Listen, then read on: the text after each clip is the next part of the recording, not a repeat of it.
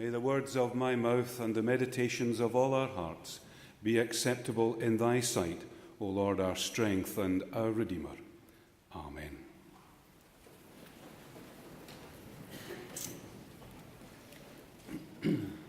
It is good to be with you again. It's very good to have spent the weekend doing what exiled Scots do even better than domiciled Scots, namely celebrating and remembering the life of our bard, Robert Burns. And since it was Robert Burns who brought us here this weekend, I thought it might be good just to continue the theme a little. I am struck by how many of the works of Robert Burns were inspired by biblical thoughts. A few of them, like our Old Testament reading this morning, direct paraphrases of the Bible itself. Others, like his scathing assessment of those who saw themselves as better than others, like in the Unca Gid, where he says, "O ye wha are so good yourself, sae pious and sae holy, you've nought to do but mark and tell your neighbours' faults and folly."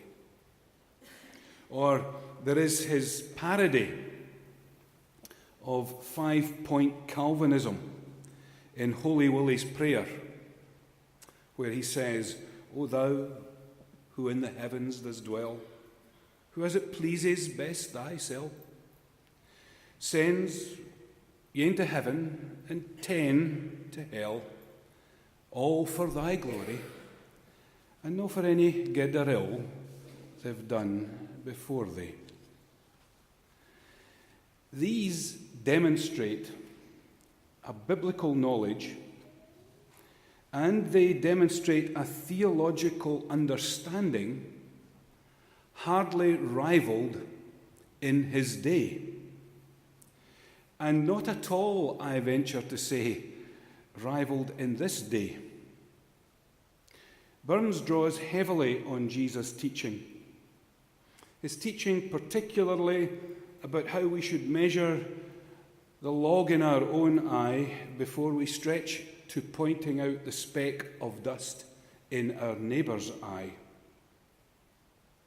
He rightly ridicules a theology which limits the lavish and generous nature of God's love.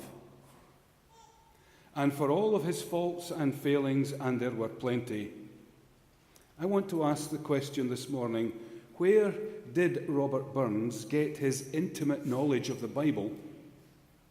And perhaps more importantly, where did he get his understanding of a more generous God than the one who was being described and prescribed by most of the preachers of his day?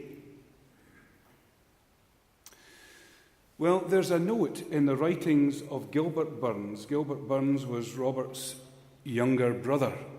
And when he heard Robert Burns recite the verses of the poem A Cotter's Saturday Night, Gilbert says this: "I do not recollect to have heard or read anything by which I was more electrified. The 5th and 6th verses and the 18th thrilled me with peculiar ecstasy through my soul. For the cotter, the cottager, the cotter was an exact copy of our Father in his manners, in his family devotion, and in his exhortations." Now, in literary circles, there's much criticism of the Cotter's Saturday Night as a poem. There are views that Burns was writing for a particular public. But which writer does not write for a particular public? My interest in this poem this morning is in the way it describes the home in which Burns grew up. And while no one could say that Burns covered himself in glory throughout every part of his life, I see in the influence of his home the roots of Burns' powerful beliefs in justice, in freedom, in social inclusion, and in the dignity of every human being. Verse 18, to which Gilbert Burns refers, says this: "Then homeward all take off their several way." These are the children of the family, the extended family, leaving the cottage and going to their own places. The youngling cottagers retire to rest, and the parent pair their secret homage pay, and proffer up to heaven the warm request that he who stills the raven's clamorous nest and decks the lily fair in flowery pride would, in the way his wisdom knows the best, for them and for their little ones provide, but chiefly in their hearts with grace divine preside.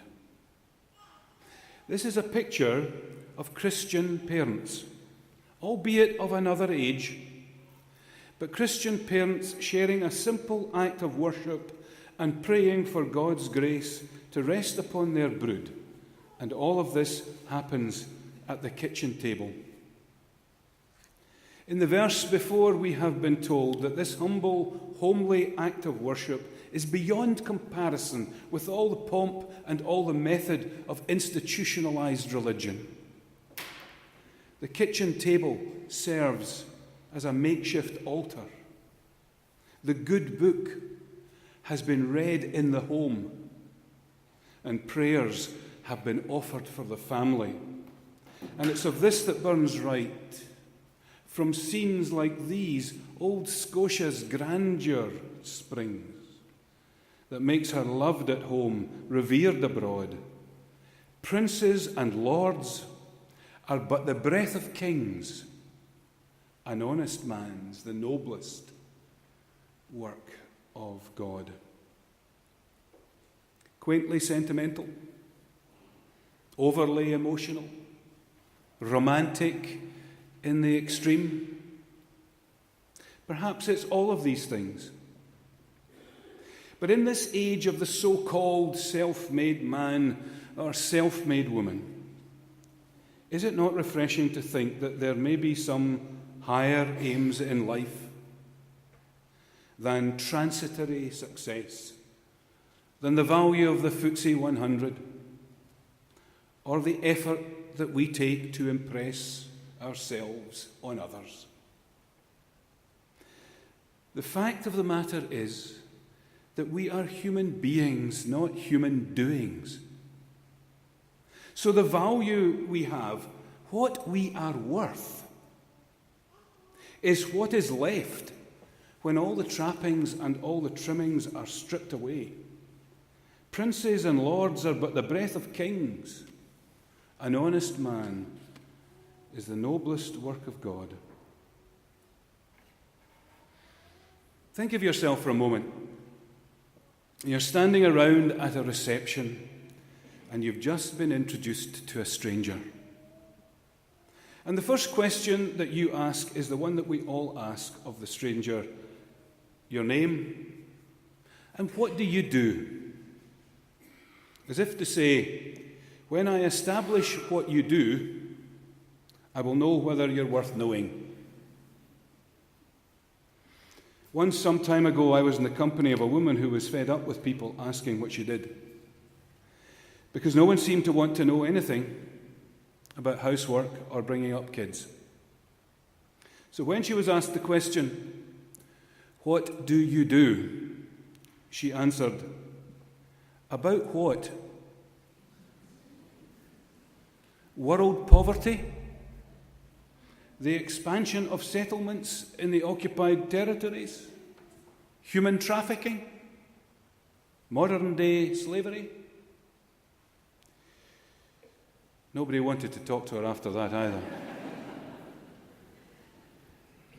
In our New Testament lesson, Jesus recounts a simple tale of two men going about the same job of building a house. It's a parable. It's a parable, of course, about building our lives.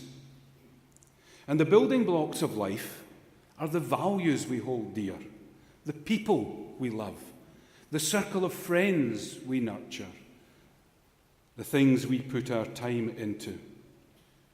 And the two men seem to have about similar success in putting together the essential structure. But there's an enormous difference in the two lives. One is standing on firm foundation, and the other on shifting sand. So when the structures are put to the test, buffeted by the storms and stresses of life, one stands and one falls. Now this, my friends, is not an apocalyptic story about ultimate success or failure. This is a story about everyday living. I don't know the life or the family that isn't at some stage tested to the limits. And that's what takes me back to Burns' description of his own home and his own father, the cottager, for whom reverence for creation and for the Creator was the stable foundation upon which family life was built. He's not one who stores up treasure on earth. Instead, he is one who believes that if you wait upon the Lord, you will renew your strength. So in the description of his family, we catch a glimpse of a devotion to the things of the Spirit. In verse 12 we read, "The cheerful supper done, with serious face, they round the ingle, the fireside, they round the ingle form a circle wide. The sire turns o'er with patriarchal grace the big hall Bible, once his father's pride. His bonnet reverently is laid aside, his lyre hoffets wearing thin and bare, those strains that once did sweet in Zion glide. He wails a portion with judicious care, and let us worship God, he says, with solemn air." I don't expect us to turn our homes back a couple of centuries to experience candlelit worship and poetic passages from the King James Bible.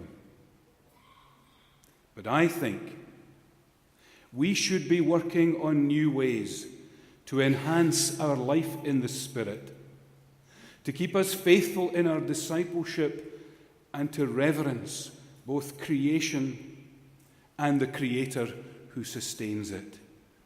And we need to do that in church and in home. In the words of Robert Burns, and with apologies that his language is not inclusive, but the words that were read for us this morning from Psalm 1, "The man in life, wherever placed, hath happiness in store, who walks not in the wicked's way, nor learns their guilty lore, nor from the seat of scornful pride casts forth his eye abroad, but with humility and awe still walks before his God." Amen.